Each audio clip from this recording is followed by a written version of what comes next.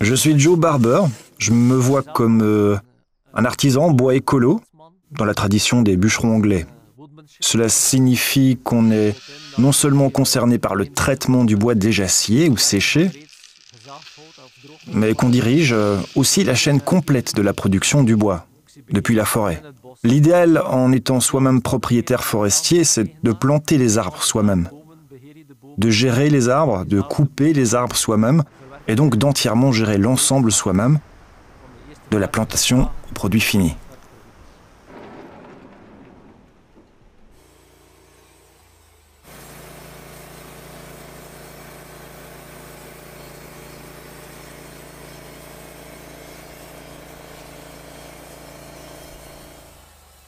Dans un lointain passé, j'ai étudié la biochimie, mais toute ma vie, je suis déjà passionné des arbres. Probablement parce que j'ai grandi dans le plus vieux jardin de Roulers, avec des arbres de 150 à 200 ans. Quand j'étais à l'école et que les gens me demandaient « Que vas-tu étudier, mon petit bonhomme ?» Alors je répondais toujours « Bûcheron ». Et eux, ça les faisait bien sûr toujours rire.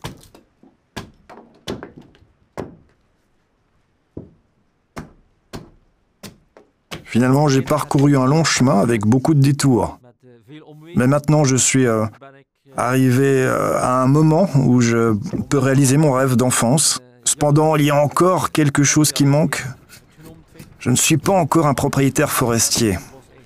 Mais ça peut encore arriver.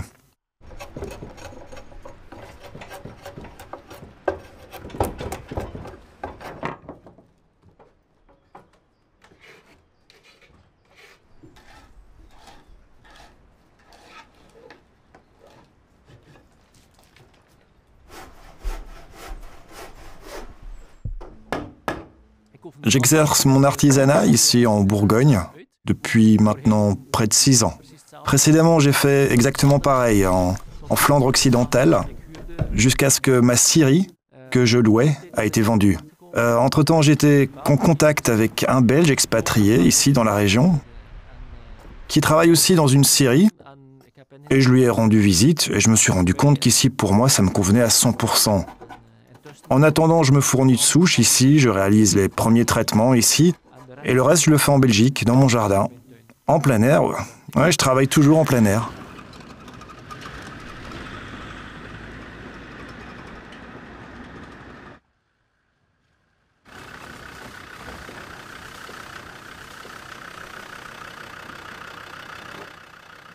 Nous sommes ici dans le bois communal de Colmery, dans la Nièvre, près de mon lieu de travail, mon petit coin. J'essaye toujours d'acheter le bois local, en principe à moins de 5 km de mon lieu de travail. Pour un de mes prochains projets, j'ai pu acheter ici, dans la forêt, un certain nombre de châtaigniers via le garde forestier local.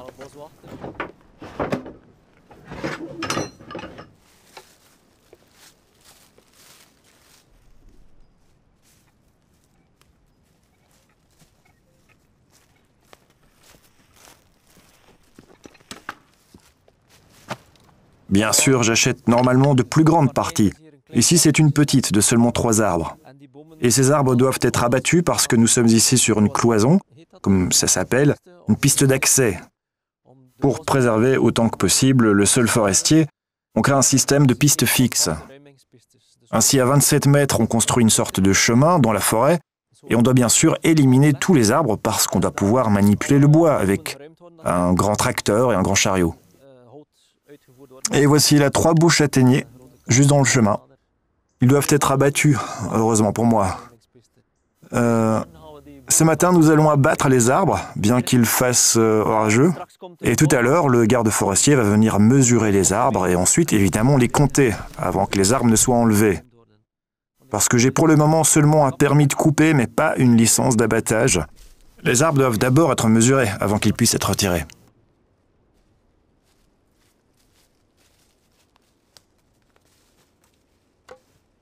C'est ici mon plaisir de travail pour la matinée. En principe, il ne faut pas grand-chose pour abattre un arbre, à condition bien entendu qu'il soit libre et qu'il se tienne joliment droit.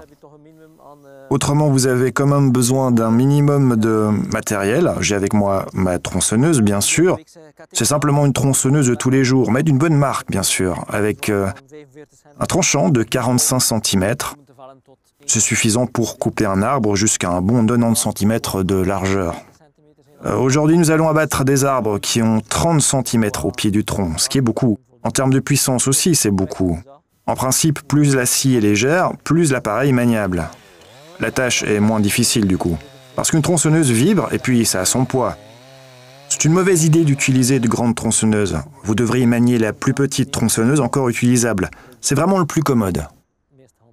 J'ai encore une scie de rechange de l'époque, au cas où elle ne démarre pas. J'ai 2 coins en aluminium afin de ne pas endommager la chaîne. Alors parfois, vous pouvez le voir, parfois vous êtes dedans avec votre tronçonneuse. Un marteau pour battre le coin dans l'encoche et un crochet pour faire tourner la souche. Ou parfois quand le tronc d'arbre est suspendu, ça fait office de levier. Et bien sûr l'équipement de protection individuelle, qui est en fait le plus important. Les lunettes contre la poussière dans les yeux, les gants, un casque avec une protection aux oreilles, et un pantalon de protection contre les coupures. Et pareil pour les chaussures. C'est le minimum pour pouvoir travailler en toute sécurité.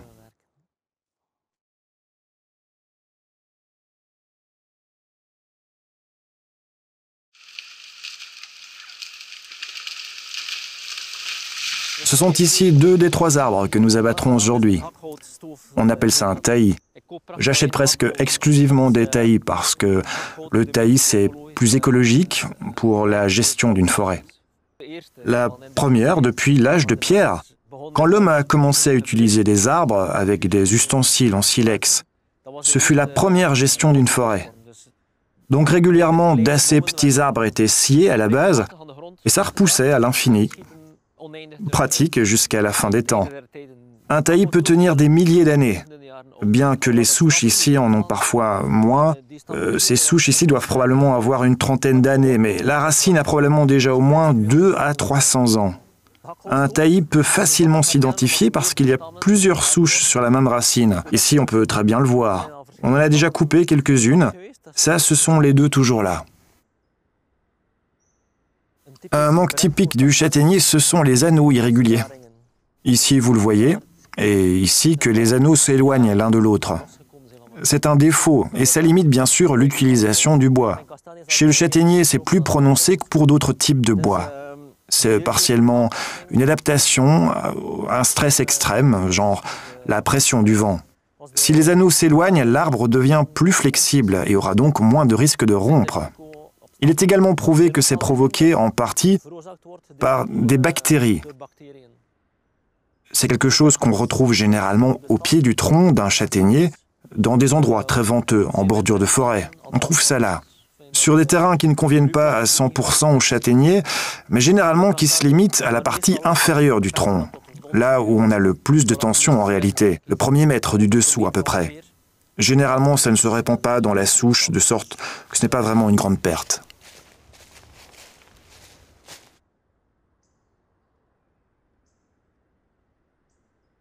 Il y a environ 1 mois, je suis venu ici avec le garde forestier pour voir les arbres et régler la vente.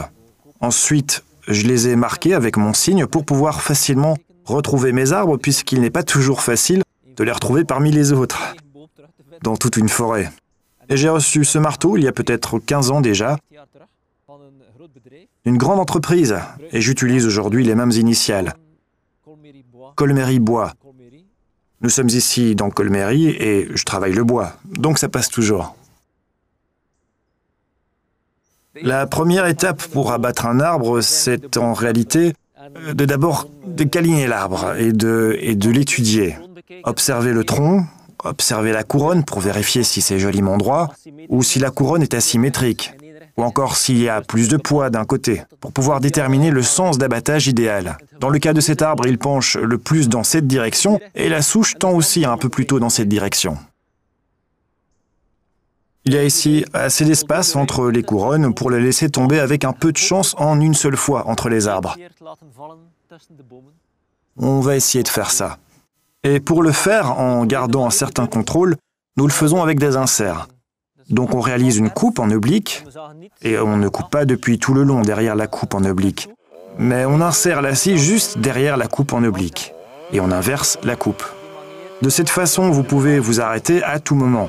En fait, vous avez le contrôle total de l'arbre jusqu'au moment où vous décidez de le faire tomber. Si vous voulez le faire de manière plus conventionnelle, vous n'avez pas de contrôle. Si l'arbre commence à tomber, vous ne pouvez plus rien faire. La seconde étape, c'est la coupe du coin. Le coin détermine la direction dans laquelle l'arbre tombera. C'est un triangle en bois à couper de l'arbre dans le but de le maintenir par une charnière en bois. Cette charnière va laisser l'arbre se plier et tomber dans la bonne direction. Le pivot doit être assez solide pour maintenir l'arbre pendant la chute, mais doit aussi être réduit pour joliment se détacher.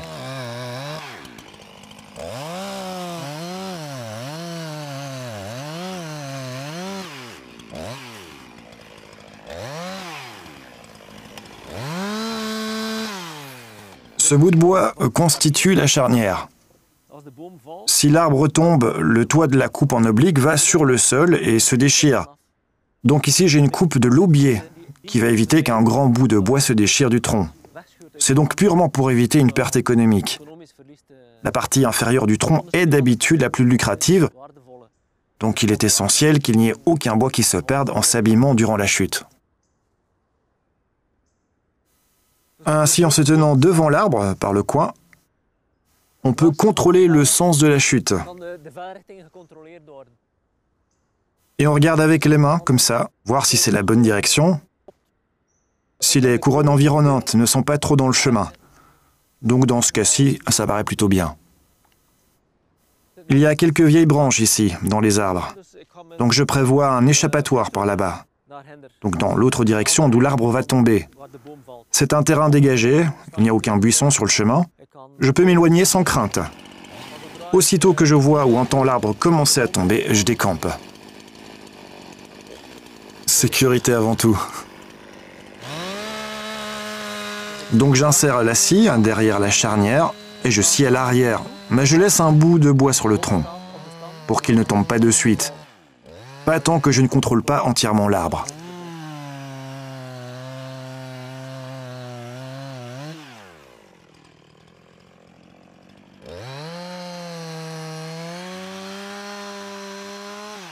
Je vais donc placer une ou deux cales par sécurité pour assurer à 100% la bonne direction de la chute. Et ensuite seulement, je scie ce qu'il reste.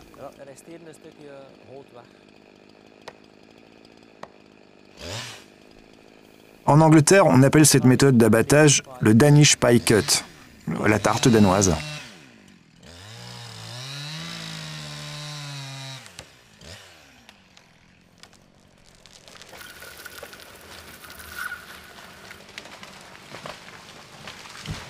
Opération réussie, avec un peu de chance et puis un peu d'expérience, bien sûr.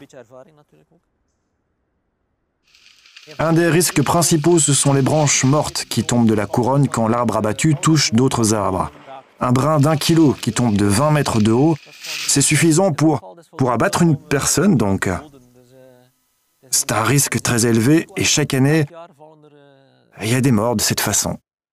C'est un risque qu'un amateur ne va pas correctement évaluer. Il se concentre sur la tronçonneuse, sur le pantalon, et tout ça, mais les chutes de branches sont en réalité beaucoup plus dangereuses. Ici, vous pouvez voir l'effet de la belle coupe du trait de chute. Donc vous voyez qu'il est cassé ici. Donc ce qui reste ici de la charnière, ce sont toutes des fibres déchirées. Et ici, à la coupe de l'aubier, l'aubier s'est abîmé durant la chute. Par conséquent, pour tout ce qui n'est pas destiné au feu à bois, il est utile de faire une coupe de chute à l'aubier. Les arbres ne sont pas toujours directement nettoyés ou élagués. Nous allons le laisser ici jusqu'à ce que le garde forestier vienne, jusqu'à ce qu'il soit mesuré. Parce qu'il y a une tempête qui arrive, il y a encore 2 autres arbres à abattre. Et il est préférable que nous ayons terminé. On peut toujours tailler par la suite. Notre second arbre, nous allons l'abattre dans le sens du vent, sur la piste. On a de l'espace, aucun arbre autour, aucune couronne dans le chemin. Donc en principe, ça devrait le faire.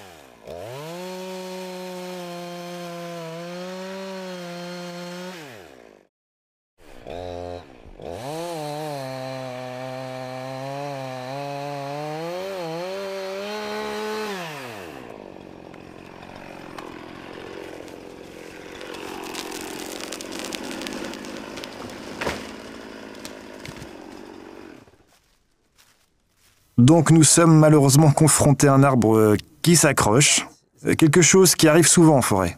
Heureusement, nous sommes équipés. Il y a deux possibilités, où on découpe les parties qui nous intéressent.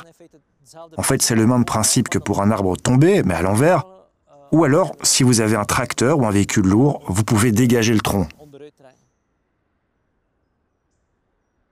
La moyenne des tailles de coupe dont j'ai besoin, c'est quand même 2 mètres de long.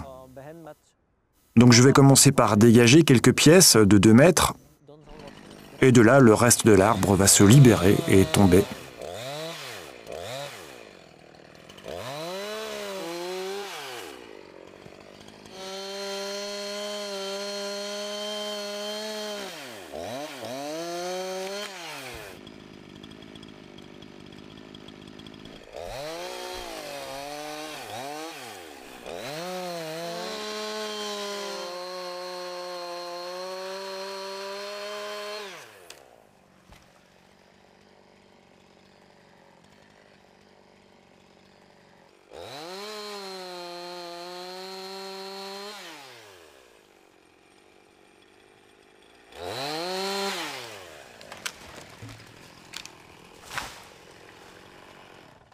Voilà.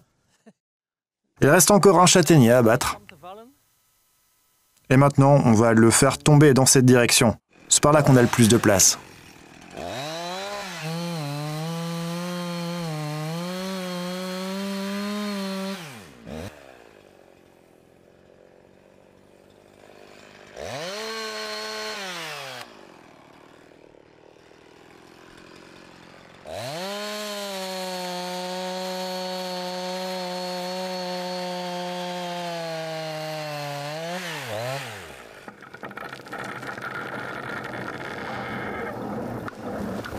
Voilà, tout est bien, qui finit bien.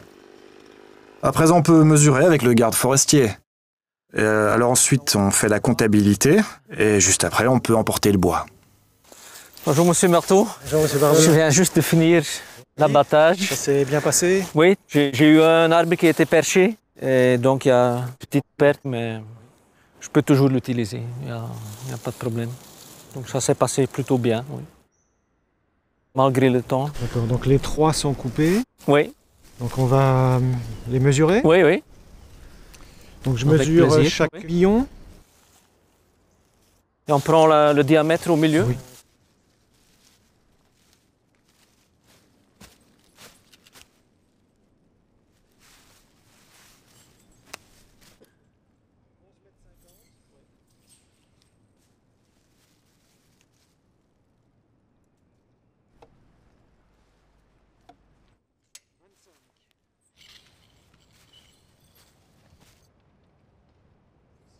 J'ai emmené mon chéquier pour payer.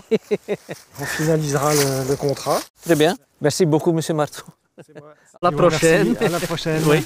Au revoir. Très bien.